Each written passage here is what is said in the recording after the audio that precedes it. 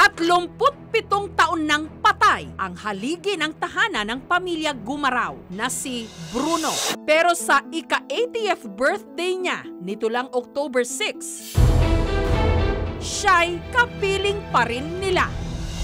Sa malayong bayan ng Victoria sa Northern Samar, may bangkay ng lalaking 3 dekada nang hindi naaagnas. Nakagagaling daw ng mga sakit at ang tawag nila rito, Santo Bruno.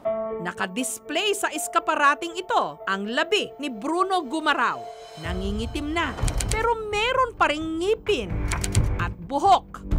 Deboto raw si Bruno ng Poong Nazareno nung nabubuhay pa ito. Kaya ang kasuotan niya, itinulad nila rito. Marami ito, nilaban pa yung iba. 1, 2, ito pa, 3, 4, 5. Dahil may kabigatan ang bangkay ni Bruno, tumutulong pa ang pamangkin nito sa pagpapalit ng damit. Ba't kailangan may uran sa baba? Bawal po kasi siya ilapag na walang sapin sa baba. Yun lang pong itugo niya sa akin bago siya mawala. Pero binalaan ni Ken ang aming team. Huwag daw masyadong tutukan ng kamera ang kanyang tsuhin. Kinagabihan, laking gulat ng aming cameraman na ang kinuna nilang video ni Bruno nung araw na yon, nabura. Wala, corrupted na yung file. Stop natin mag-shoot, nag-check record ako, okay pa. Nagdating dito sa hotel, wala na, ayaw na. Dating driver sa construction company si Bruno, miyembro rin daw ito ng Civilian Home Defense Forces. Ang tawag sa dating CAFGU, paramilitary unit ng gobyerno na tumutulong sa seguridad ng mga barangay.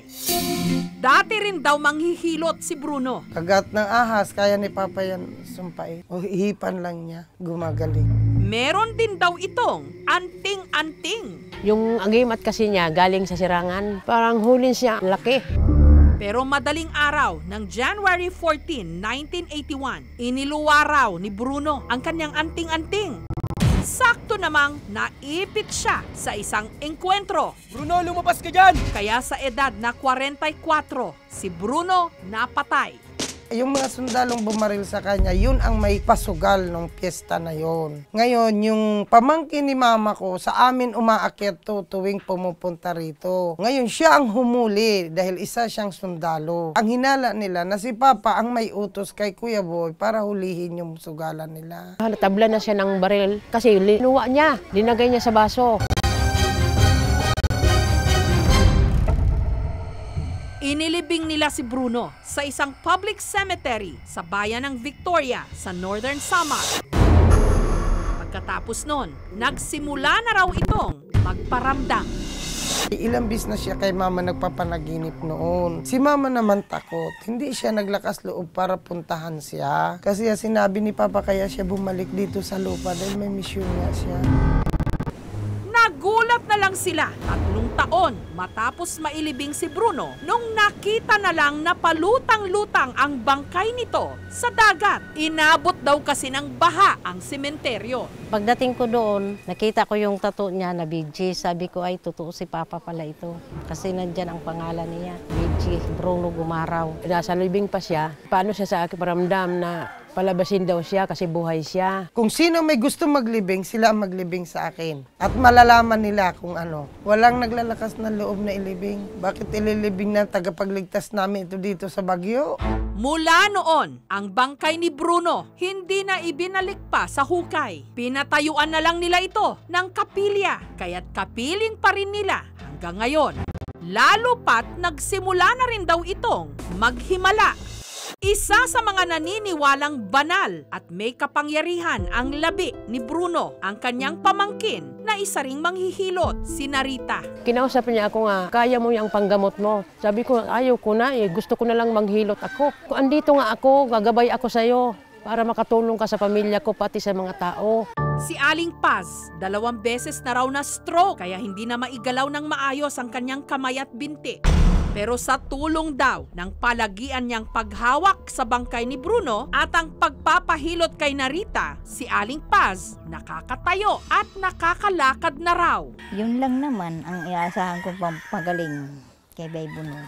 Maganda na ang katawan ko. Nakita mo nyo naman na mataba-taba na ako. Pati raw mga kahilingan, tinutupad ng bangkay ni Bruno. Huwag mo ako pabayaan, makalabas lang ako ng bansa. Ayun, natupad ko, nakalabas nga ako. Tapos sabi ko sa mga anak ko, dasal kayo dun sa lulo nyo, sabihin nyo tulungan kayo para makapasa kayo sa board. Ay sa awa naman ng Diyos, lahat ikuhan sa board.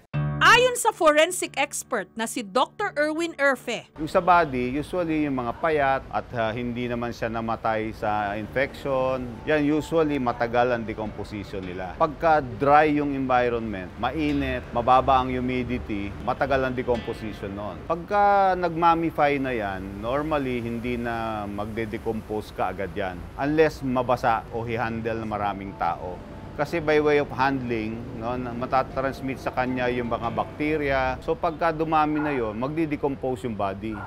Pag nagdi-decompose na yung body, dumadami na yung bacteria doon, no, pwede na matransmit din sa ibang tao yon.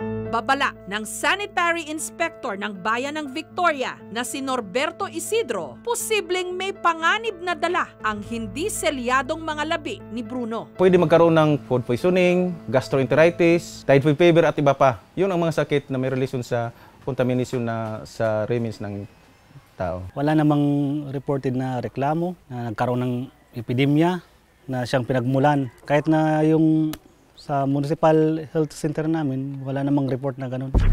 Kung ang Presidential Decree 856 o ang Code on Sanitation of the Philippines ang paiiralin, mayroon provision doon na disposal of remains should be in the public burial grounds. At saka kailangan yung burial grounds ay nasa 25 meters away from any potable water sources at 50 meters away from any dwelling houses. So nakikita natin sa chapel na yun ni Santo Bruno, siya ay malapit lang sa mga dwelling. So violation na yun sa implementing rules and regulations as far as PD-856 is concerned. aminado rin silang matagal nang na-inspeksyon ng Sanitation Department ng Bayan ng Victoria ang hindi naaagnas na bangkay ni Bruno. For consideration siguro sa kanilang mga relatives at sa mga taong naniniwala na si Santo Bruno ay nakapagpagaling ng may sakit, siguro hinayaan na lang namin na ganun. Nitong Martes, pinuntahan muli ng mga kawani ng sanitation ang kapilya ni Bruno. Pwede ka bang nga siya ilibing natin sa sa pampublikong... Kasi ang sabi ni Papa sa amin, ang mga habili nung buhay pa ang mama ko, kung sino ang may gusto na maglibing sa kanya, huwag sasama ang kahit sino mang pamilya. Kung sino lang ang may gusto, sila ang maglibing. Dahil walang sasama. Dahil siya lumitaw sa tubig, tubig ding ang kukuha sa kanya. Kami, hindi talaga kami papayag dahil kami, buang pananampalataya ko na si Papa talaga nakakatulong. Sa huli, napagkasunduan nilang takpan muna ng plastic cover ang labi ni Bruno. Okay naman ako, kasi talaga si Papa nagagalit dahil nainitan. Pero kung yun ang kagustuhan niyo pang samantala, pwede ko lagyan yan dito lang. Saan po lalagyan ng plastic po? Dito sa taas daw, papunta rito. May open lang ang dito. Ang So in case na may sira, hearing, attend pwede ka kami, attend. invite kami. Okay. Kinabukasan, binalikan ng aming team ang kapilya. Pero ang mga kamag-anak ni Bruno, tumanggi nang magpa-interview. Wala pa ring plastic cover ang bangkay. Hihintayin na lang daw nila ang magiging desisyon ng Municipal Health Board. May iba't ibang paraan ng pag-alala sa ating mga yumao, lalo na't malapit na ang undas. Ano paman ang mga yan, lahat tayo, tsak, nagkakasundo sa iisang bagay at pamamaraan, ang pagbibigay ng respeto.